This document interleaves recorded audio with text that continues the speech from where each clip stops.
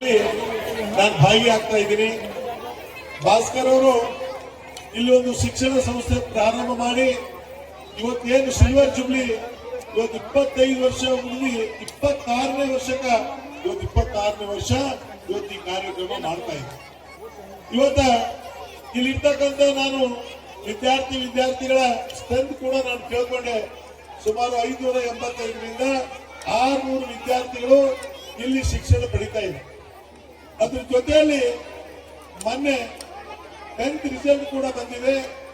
ನಾನು ಕೇಳಿಸ್ಕೊಂಡು ಎಷ್ಟು ಪರ್ಸೆಂಟೇಜ್ ಬಂದಿದೆ ಅಂತ 94% ಬಂದಿದೆ ಅಂತ ಅದನ್ನು ಕೂಡ ನಾನು ಕೇಳ್ಕೊಂಡೆ. 96% ಬಂದಿದೆ ಅಂತ ನಿಮ್ದು ಯಾಕೋ ನಿಮ್ ಸೆಕ್ರೆಟರಿ 2% ಕಮ್ಮಿ ಹೇಳ್ಯಾರ. 96% ಬಂದಿದೆ. ಬಹಳ ಒಳ್ಳೆ ಕೆಲಸ ಆಗಿದೆ. ಇವತ್ತು ವಿಶೇಷವಾಗಿ ನಮ್ಮ ಹಜರತ್ ಸರ್ ಮುಸ್ತಫಾ ಖಾದ್ರಿ ಸಾಹೇಬರು ಹೇಳಿರ್ತಕ್ಕಂಥದ್ದು ಶಿಕ್ಷಣನೂ ಅಷ್ಟೇ ಅವಶ್ಯಕತೆ ಇದೆ, ಅದರ ಜೊತೆಯಲ್ಲಿ ಸಂಸ್ಕಾರ ಕೂಡ ಬಹಳ ಅವಶ್ಯಕತೆ ಇದೆ. ಶಿಕ್ಷಣ ಮತ್ತು ಸಂಸ್ಕಾರ ಅವರು ಬಹಳ ಧಾರ್ಮಿಕವಾಗಿ ಅವರ ಆಶೀರ್ವಚನ ಮಾತನಾಡಿದರು. ಒಂದು ತಾಯಿ ಒಂದು ಮಗು ಏನು ಮಾವಿನಕಾಯಿ ಬಗ್ಗೆ ಅವರು ಅದು ಹೇಳ್ತಕ್ಕಂಥ ಅರ್ಥ ಏನು ಅಂದ್ರೆ ನಮ್ಮ ಜೀವನದಲ್ಲಿ ತಾಯಿ ಅಂದ್ರೇನು, ಮೊದಲನೇ ತಾಯಿನೇ ದೇವರು, ಮೊದಲನೇ ಗುರು. ಇವತ್ತು ನೀವು ಒಂದು ವೇಳೆ ತಾಯಂದ್ರು ಒಳ್ಳೆಯ ಮಕ್ಕಳಿಗೆ ಇವತ್ತು ಸಂದೇಶ ಕೊಟ್ಟು ಅವ್ರಿಗೆ ಒಳ್ಳೆಯ ಸಂಸ್ಕಾರ ಕೊಟ್ರಿ ಅಂದ್ರೆ ಆ ಮಕ್ಕಳ ಭವಿಷ್ಯ ನಿರ್ಮಾಣ ಮಾಡ್ತಕ್ಕಂಥದ್ದು ಆ ಕೆಲಸ.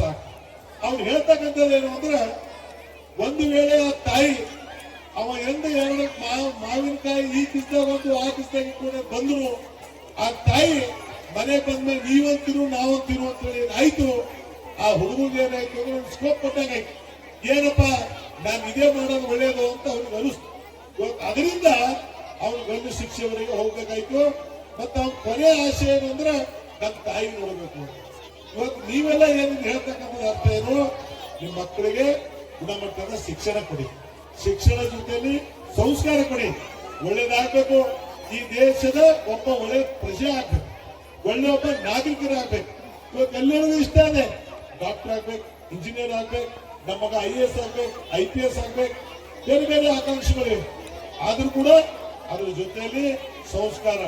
ನಾವು ಅಧ್ಯಕ್ಷರು ಬಹಳ ಕಡೆ ನೋಡ್ತಾ ಇದ್ದೀವಿ, ಎಷ್ಟೋ ಜನ ಕಷ್ಟಪಟ್ಟು ಇಂಜಿನಿಯರು ಡಾಕ್ಟರು ಎರಡೋ ಪಾಪ ಕಷ್ಟಪಟ್ಟಿದ್ದಾರೆ. ಇವತ್ತವರೆಲ್ಲ ಓದಿ ಕಾಲೇಜಾಗ ಹೋಗ್ಬಿಡ್ತಾರೆ. ಯಾರೋ ಓದಿದ ಮಕ್ಕಳು ಇಲ್ಲಿ ತಾಯಿ ತಂದೆ ಏನಿದ್ದಾರೆ ಅಂದ್ರೆ ವೃದ್ಧ ಆಶ್ರಮದಾಗಿದ್ದಾರೆ. ಇಂಥದ್ದು ಕೂಡ ನಾವು ಪರಿಸ್ಥಿತಿ ನೋಡ್ತಾ ಇದ್ದೀವಿ. ಪಾಪ ಮಕ್ಕಳ ಸಲುವಾಗಿ ಆ ತಾಯಿ ತಂದೆ ಎಷ್ಟು ಕಷ್ಟಪಟ್ಟಿದ್ದಾರೆ ಅಂದ್ರೆ ವಿಪರೀತವಾದಂತ ಕಷ್ಟಪಟ್ಟಿದ್ದಾರೆ.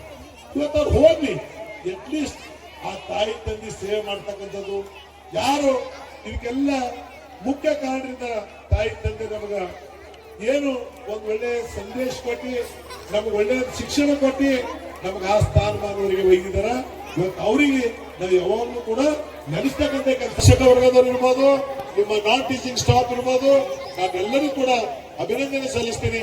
ನಾವು ಮುಂದ್ ವರ್ಷ 27ನೇ ವರ್ಷ ಬರುವಾಗ ಇವತ್ತೇ ನಿಮ್ಮ ಅಧ್ಯಕ್ಷರು 96% ಬಂದಿದೆ ರಿಸಲ್ಟ್ ಅಂತ ಹೇಳ್ತಾ ಇದ್ದಾರೆ.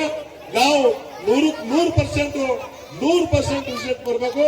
ನಿಮ್ಮ ಶಿಕ್ಷಣ ಸಂಸ್ಥೆ ಇನ್ನು ಹೆಮ್ಮರವಾಗಿ ಬೆಳೀಲಿ ಅಂತ ನಾನು ಆ ದೇವರಲ್ಲಿ ಪ್ರಾರ್ಥನೆ ಮಾಡ್ತೀನಿ. ಮತ್ತ ನಿಮ್ಮ ಅಧ್ಯಕ್ಷರು ಪಾಪ ನಮ್ಗೇನು ಇಲ್ಲ, ನಮ್ಗೇನು ಹೇಳಿಲ್ಲ, ನಮ್ಮಿಂದ ಏನು ಕೂಡ ಅವರು ಸಹಾಯ ಸಹಕಾರ ಕೂಡ ಪಡ್ಕೊಂಡಿಲ್ಲ.